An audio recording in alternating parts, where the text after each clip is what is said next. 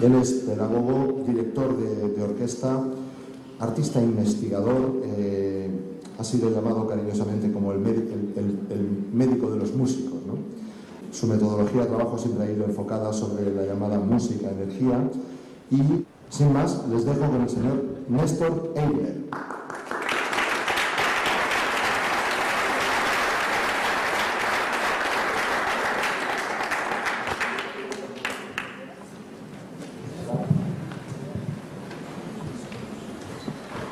Buenos días. Ayer, en su maravillosa intervención, Isabel habló de que nuestro futuro está en el reequilibrio y armonización energética. Yo ahora tocaré, pero os pido primero un momentito de silencio para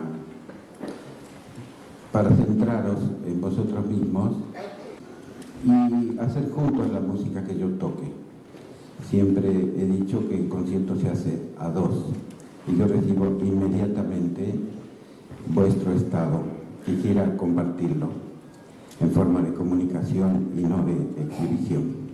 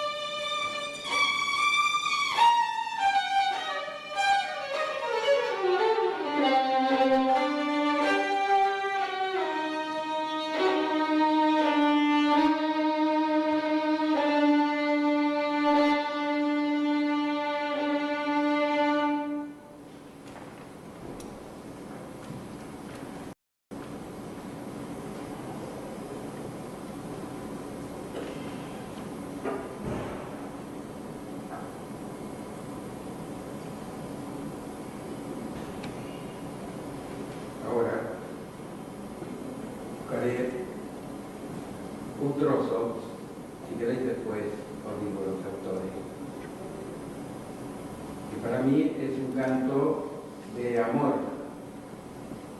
Lo interpreto en esta ocasión como un canto de amor y esperanza y ternura ante la nueva humanidad que estamos ya construyendo.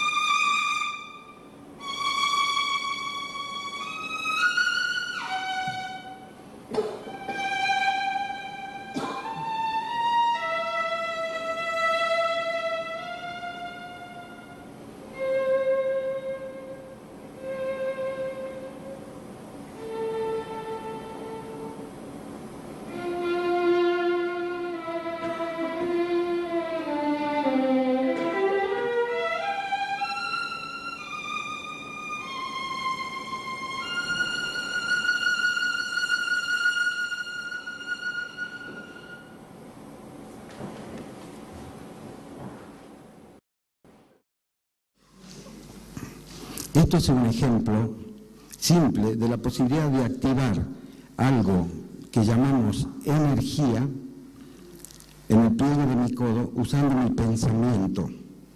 Esta acción tiene la posibilidad de unir movimiento con sentimiento, porque cuando nos hemos movido algo hemos sentido, y puede llevarnos a vivencias más integradas y elevadas. Hemos realizado un acto de amor relacionado con un ejercicio técnico.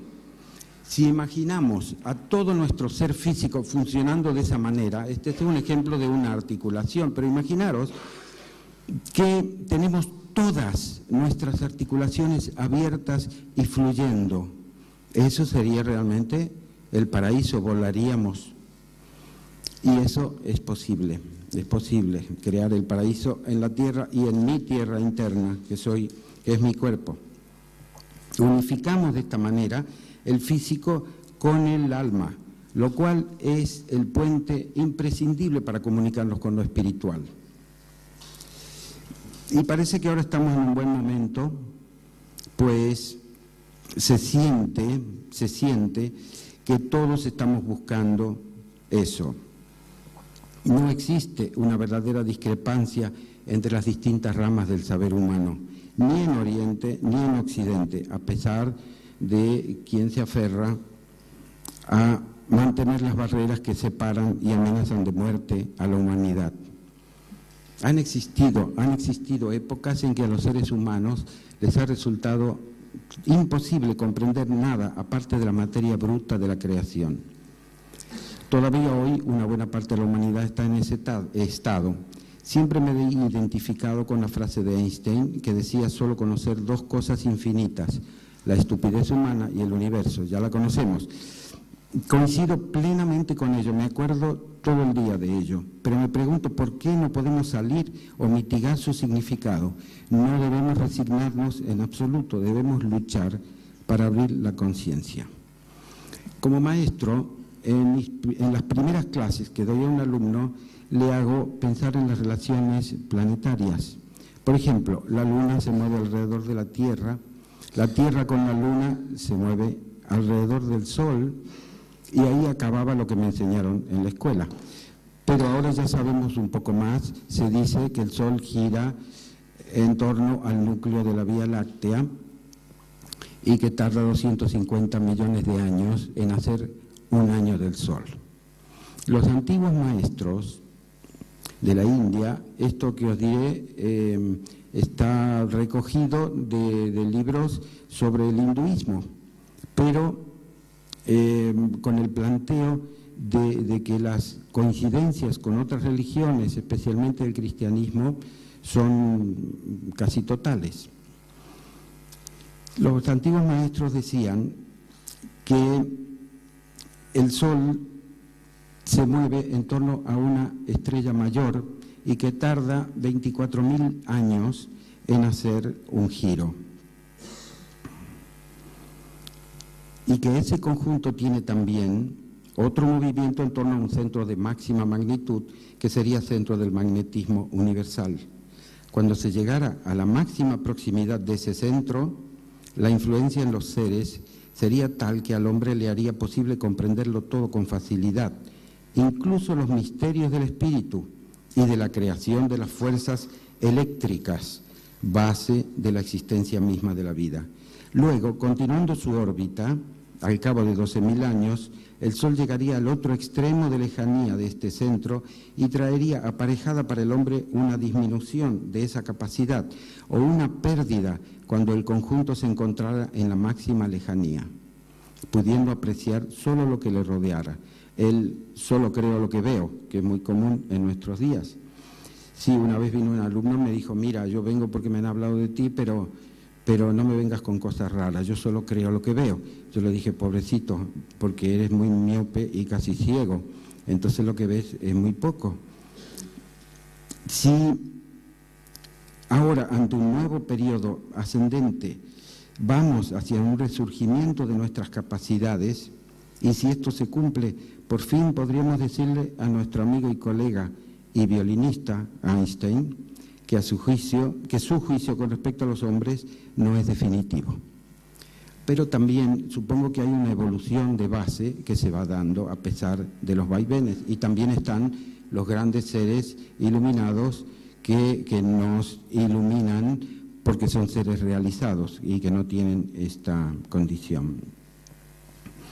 Pero ¿qué es lo que nos mantiene tan limitados a nosotros como para no ver más allá de nuestras narices? Y vuelvo a Einstein. Einstein decía: solo quiero conocer a Dios, lo demás son detalles.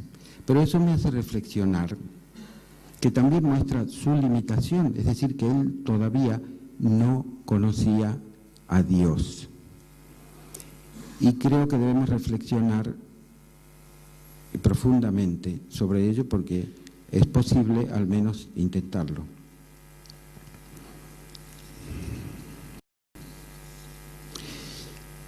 Buscando la esencia. La esencia, ya la palabra lo dice, la esencia es ciencia. Encontrándola, eso podría darnos la respuesta del todo, la teoría unificada, que es lo que buscan los científicos. Según palabras de Stephen Hawking, nos llevaría al triunfo definitivo de la razón humana, pues entonces conoceríamos la mente de Dios. Para mí, no podemos buscar ese nivel solo fuera nuestro, por más bien intencionados que estemos, o solo dentro. Debiéramos encontrar una fórmula que une estos dos campos en uno solo, en unidad. Para mí es imposible comprender lo externo desvinculado de mi ser que se manifiesta en mi cuerpo físico, que es el instrumento de que dispongo para todo lo demás. Será una ilusión, pero es esto lo único que tengo por un tiempo. Buscar el espíritu ignorando al cuerpo será siempre incompleto, ajeno y opuesto, en dualidad para vivir la unidad. Debo espiritualizar mi propia materia, y esto requiere conocimiento y dedicación, entrar en la ciencia del cuerpo, pero de otra manera que la que nos tiene acostumbrado nuestra cultura, a la que desde su perspectiva le es casi imposible entrar en profundidad, pues tendríamos que trabajar el alma, y del alma se habla muy poco.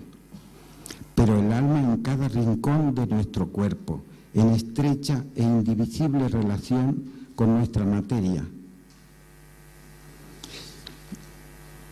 Pues lo que hemos hecho hoy es un ejemplo de un trabajo global. Hemos hecho algo que ha movido nuestra alma.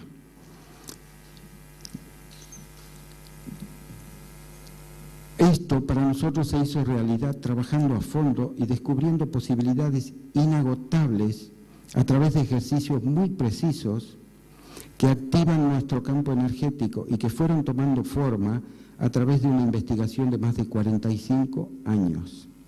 Su original aplicación práctica a nuestro modo de vida occidental le dan una utilidad especial. En Oriente, y seguramente gracias a los milenios de historia vivida, se ha seguido esta dirección.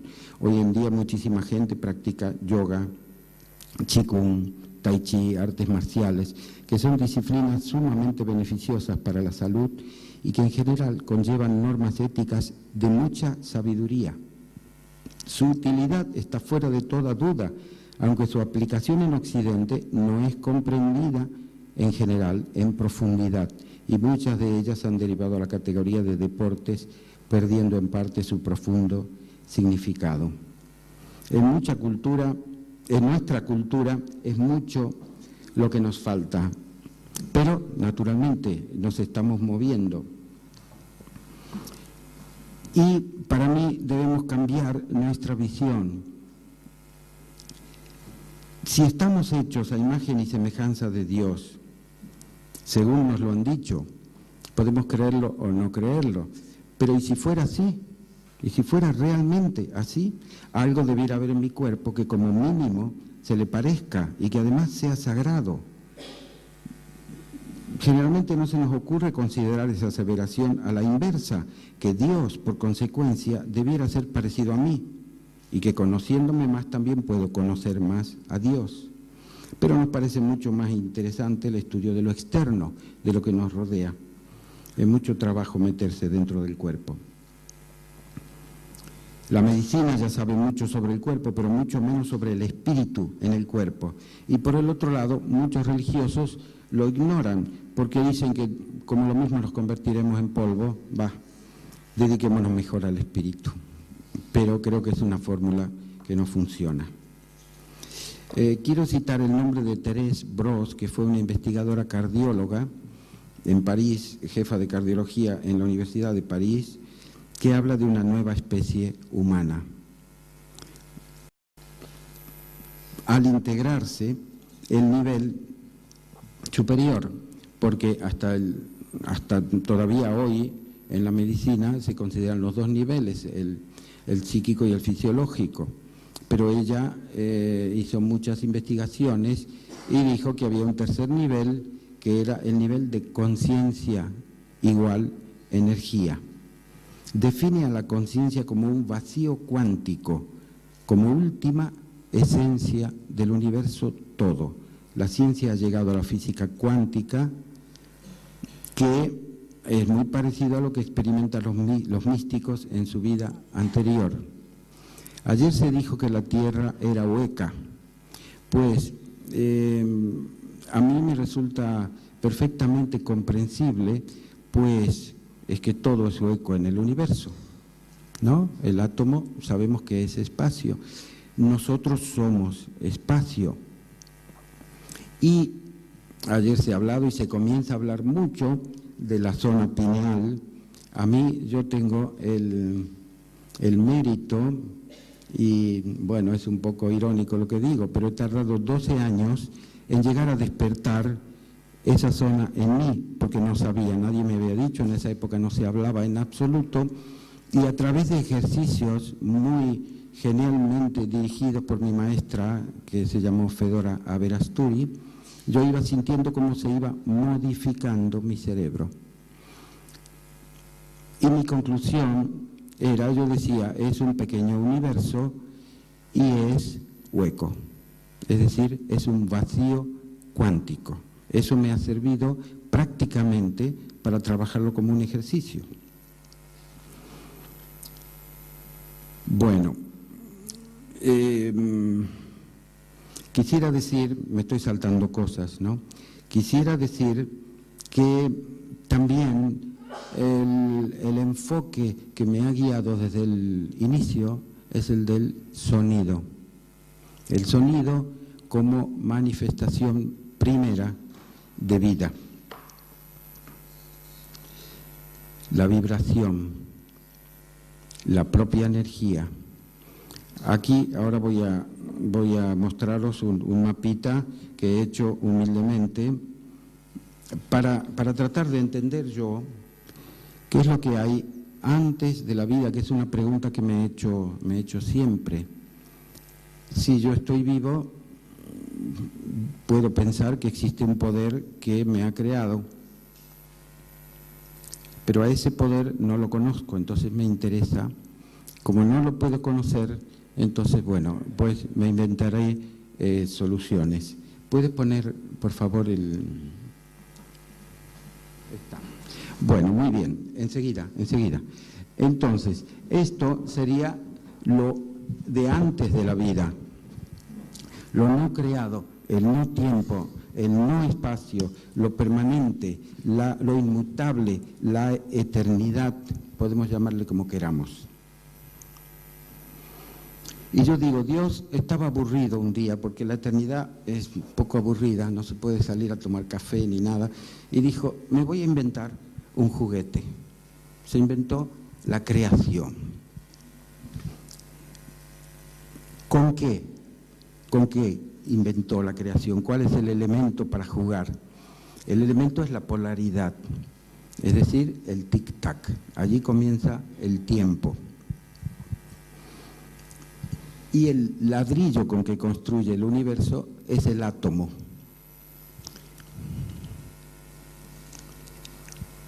Ello nos crea la ilusión del tiempo y la ilusión del espacio o separación.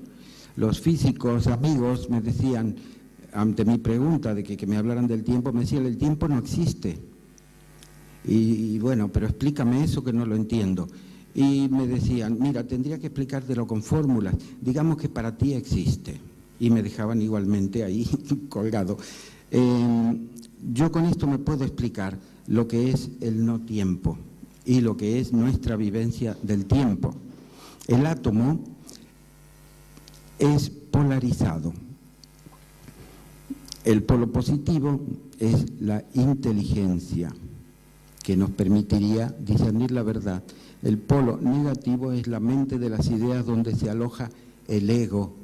Es vivir en el estado de ignorancia, donde lo que yo me creo, pienso que es la realidad. Es una interpretación parcial de la realidad, es ilusión.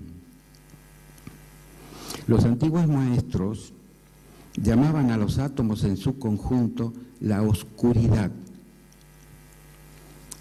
Ello crearía la creación entera de oscuridad, ya que causa en el hombre la ignorancia incluso de su propio ser. Y esto sucede cuando el hombre se identifica solo con su propio cuerpo. Este sería el pasaje. Si se eleva de ese nivel, puede comprender no solo al átomo primigenio, sino a la creación entera manifestada y no manifestada, lo que es decir, el antes de la creación. Tengo que contaros que para mí esto ha sido una revelación práctica, una vez haciendo un concierto en la iglesia del monasterio de La Oliva, en provincia de Navarra. Eran monjes contemplativos, yo no sabía mucho del tema, se organizó un concierto bastante especial con gente que fue desde aquí, de Barcelona, y gente de allí, y estaban todos los monjes que son contemplativos, y yo comencé a tocar, y al momento, a los 2 o 3 minutos, me olvidé que yo estaba allí, y el violín tocó solo. Cuando acabé de tocar todo el concierto, nadie se movía, un momento embarazoso para mí, porque siempre se aplaude al final. Yo había pedido que no se aplauda, pero al final, bueno, sí, nadie aplaudía. Estaban como estatuas. Volví a tocar otra piecita y me fui a sentar después al lado del último de la fila, esperando. Y pasaron como 10 o 15 minutos y después la gente comenzó a moverse. Y bueno, me dijeron que necesitaban quedarse así, que no podían moverse. Y yo también había estado meditando y reflexionando en lo que es la eternidad. Para mí la eternidad era eso, y entendí lo que era la contemplación. Es como decir, la contemplación es contemplar la eternidad. Muy bien, entonces, pasamos, Miguel. Para que esta transformación sea posible, es necesaria la presencia del Salvador, del Cristo, del ser 100% realizado, cuyo advenimiento nos permite desarrollar la capacidad de enfocar todos nuestros sentidos en un centro común, que es la puerta del universo interno, donde es posible percibir la vibración cósmica, el sonido primordial, y fundirse en su corriente sagrada. Sin el segundo nacimiento del hombre es imposible comprender la verdad, y es algo que podemos hacer nosotros con nosotros mismos. Es un acto de voluntad. Jesucristo dijo, de cierto os digo que el que no naciere de nuevo no puede ver el reino de Dios. Cuando el hombre entra en el mundo espiritual, transformado ya en hijo de Dios, reconoce a su ser como una idea basada en un fragmento de luz y abandona lo vano de su existencia separada, que entrega gustosamente, convirtiéndose en un todo integral unificado con la substancia real, que es Dios. Es decir, somos todos hijos de Dios, pero quien ha hecho el segundo nacimiento se puede llamar hijo de Dios, y entonces el ego se transforma en el yo universal, que es lo que nos está sucediendo. Desde el yo universal yo puedo comprender la creación de luz y la eternidad. Bueno, para acabar, quiero deciros que en mi trabajo con la música, enfocado de esta manera como os estoy contando, he llegado a la conclusión de que es todo matemático. La música está hecha con leyes matemáticas.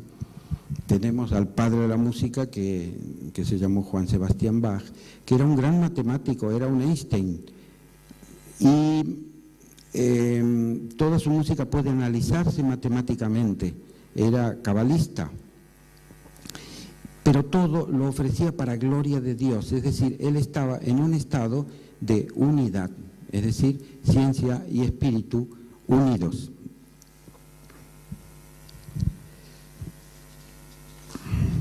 Bueno, quiero rubricar lo que también se ha dicho ayer.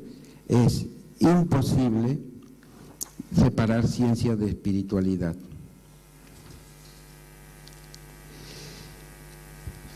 Pero cuando estamos en ese nivel, ya estamos, diría, por sobre de la ciencia. Estamos en el nivel del conocimiento. En Italia se usa una frase que me gusta mucho: la conoscenza es la madre de la scienza. Quiere decir que si yo llego al estado de conocimiento, tú también decías algo así ayer, no es necesario, aunque es interesante, escarbar tanto, porque vivimos lo que se llama la ciencia infusa. Entonces, para mí es fundamental, como humanidad, y que no quede ninguno, podamos todos pasar hacia ese nivel. Pero claro, tenemos mucho trabajo, tenemos que ampliar nuestras posibilidades y colaborar no solamente con todos los seres humanos, sino con esa entrega total al poder absoluto que nos va llevando cuando naturalmente nosotros se lo permitimos. Entonces, una de mis máximas es no molestar. La espiritualidad entendida como el camino global hacia el espíritu, todos nuestros niveles en uno, alineados desde la base hacia el infinito, para llegar a ser etéreos y transparentes. Otra persona me habló también de la raza transparente, como si fuéramos gelatinosos. Es decir, nosotros nos hemos densificado y ahora estamos de nuevo en un proceso de sutilización. La nueva especie humana fundidos en la totalidad. De ese modo, lo creo firmemente, esa totalidad, si le hemos dado todo, un día nos dará todo. Nada más, gracias.